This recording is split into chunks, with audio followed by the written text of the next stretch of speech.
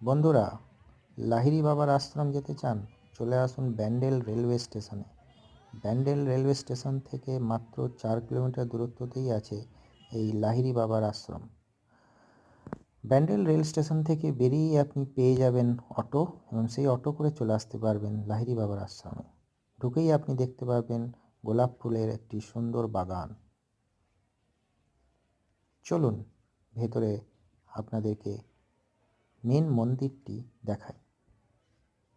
ঢোকার মুখেই আপনি জুতো রাখার জায়গা পাবেন।